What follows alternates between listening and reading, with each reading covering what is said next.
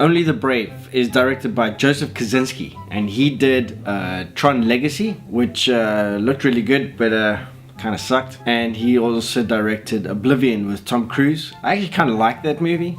Some, like, you know, cliche bits and stuff like that, things we have seen before, but I still like it. I thought it was pretty cool. And he's rumored to be the director for Top Gun Maverick, the sequel to Top Gun, which I'm actually really excited for. So let's hold thumbs that that happens. This movie stars Josh Brolin, Miles Teller, Jennifer Connelly, Jeff Bridges, and Taylor Kitsch. Based on a true story of the Granite Mountain Hotshots, a group of elite firefighters who fought the Yarnell Hill fire in June 2013. And it's quite apt that it comes out now, as it seems that K-Town's own fire season is about to kick off. There's this group of firefighters that are trying to get accreditation to become hotshots, and this team's led by Josh Brolin, and a new recruit by Miles Teller joins in, and he seems to be like the kind of the underdog kind of character, and fights his way through, you know, to better himself for his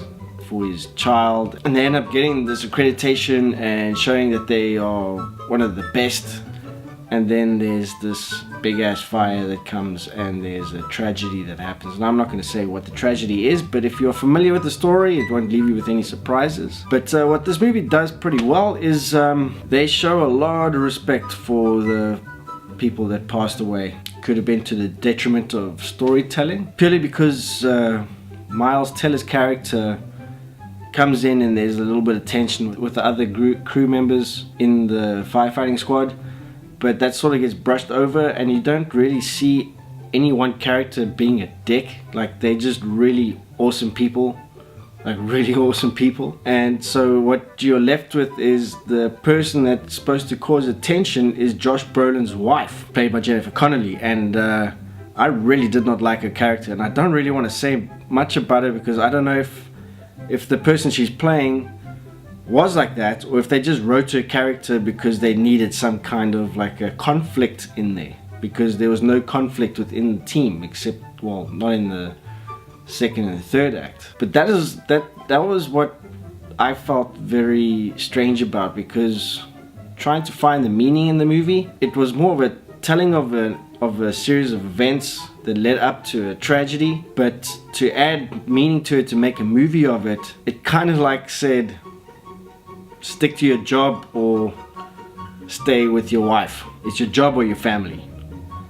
And you screwed with both choices, which I found kind of strange. That's what I picked up on. As a movie, telling us about an event that happened, it was intriguing.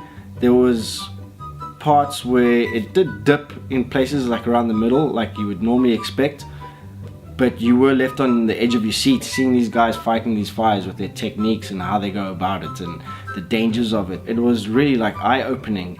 It kind of makes me feel for the firefighters around Cape Town, because it's going to get hairy this season, I can tell. I don't know, man. I mean like, true story movies are so difficult to talk about, because like, you feel like a dick if you bash on the movie, and then you feel like you're just sucking on someone's chop because you are praising the damn movie.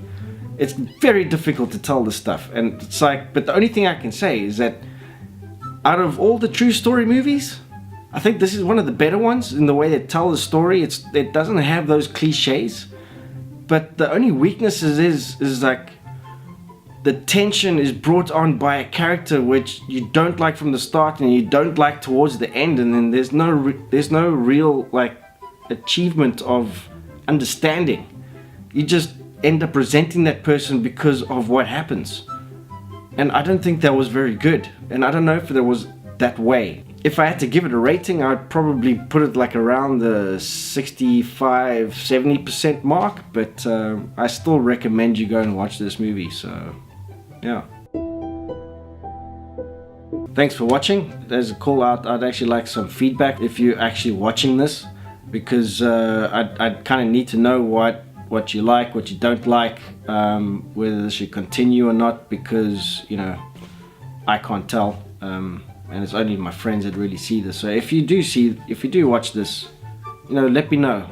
Next week is probably going to be, I don't know what it's going to be, but the following week is going to be Justice League, which will be with myself and Kevin. So yeah, stick around for that. Okay, bye.